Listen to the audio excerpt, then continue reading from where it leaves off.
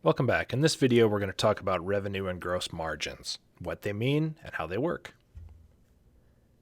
So just remember, in the last video, we introduced the business model as a whole and all of its components. These are the first two essential components of the business model that you want to think about, revenue and gross margin. So as a reminder, the revenue model is about who will buy your product and how much money they will pay, how often, how soon, everything about the money that's coming into your business because of operating as a business. That is, it's only about money that is coming into your business because you're selling products or services to customers. It's possible for money to come into your business that is not revenue. For example, if you take money that you have and invest that money and you earn a return on that money, that is not revenue. Likewise, any money that an investor gives you as an investment in your business is not revenue. That's an investment. It's only about money that you're earning. So for the purposes of this video, let's talk about a company that we all understand pretty well, Amazon. So if you know me, you know that I like beer. I love craft beer. I love to drink it. I love to make it. I love to share it with people. I love to talk about it and geek out about it in every way possible. One of the first things I got into when I started brewing beer was reading about it. And this is the very first book you should buy if you want to learn how to brew beer. That's How to Brew by John Palmer. So if we think about this as a product that I could buy from Amazon, and in fact, I did buy the most recent edition from Amazon, you can very easily see what revenue is for Amazon in this case. They sold me a product, a physical paper book, and I paid them some money for it. That's revenue. Of course, there are other sources of revenue related to this product that Amazon can get other ways from me and other customers. For example, I am an Amazon Prime subscriber. I prepaid for shipping and many other services. That's a source of revenue for Amazon. Another example is Prime Video.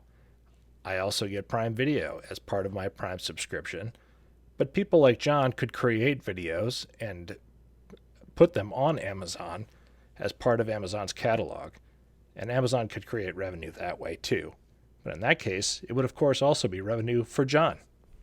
Like many popular authors, John has a website, does a lot of speaking engagements, produces a lot of other services and products that he sells to people that they find valuable, people like me.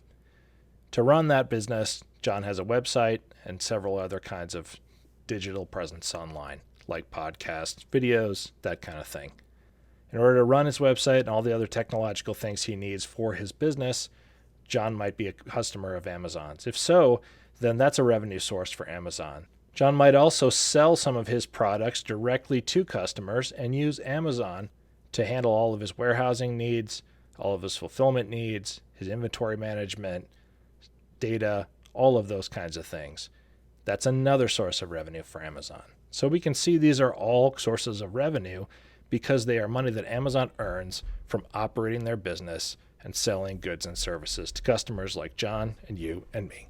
Gross margin is directly related to revenue.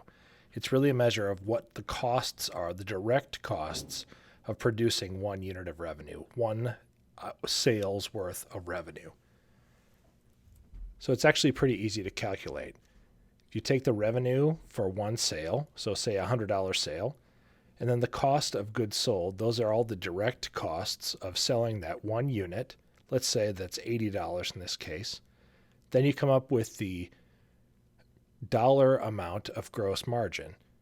So in this case, a $20 gross margin.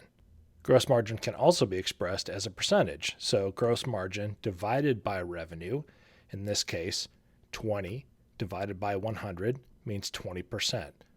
So $100 comes in, it costs $80 in cost of goods sold. That leaves $20 in gross margin. That's a 20% margin.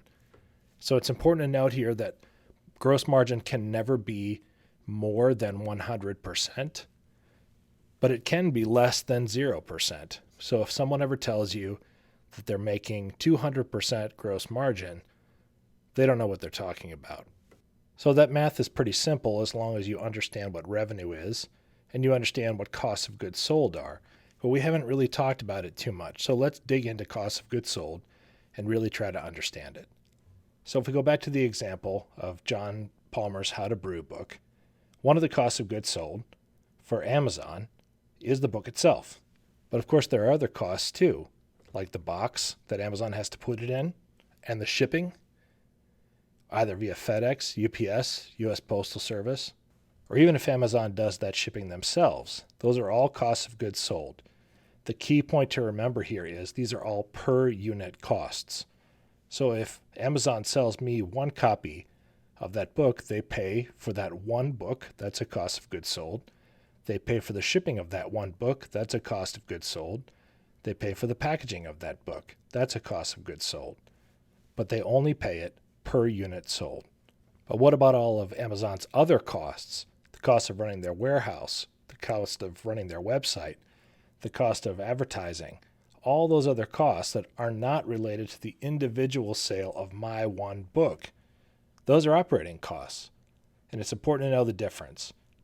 When we get into the operating model, we'll discuss that much further, but for right now, it's important to understand that costs of goods sold are the direct costs associated with the generation of one unit of revenue, one sale. So if we understand this, then it becomes clear that gross margin is about understanding how much money you make for each sale. Revenue minus cost of goods sold equals gross margin in raw dollar amount. Take that gross margin, divide it by revenue, and you have a percentage.